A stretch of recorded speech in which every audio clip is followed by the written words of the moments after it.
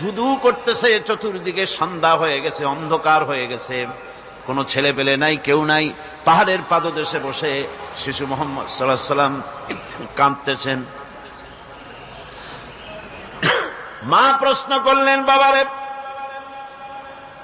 সন্ধ্যা উত্তীর্ণ হয়ে গেল, কেন একা একা বসে বসে কাঁদো?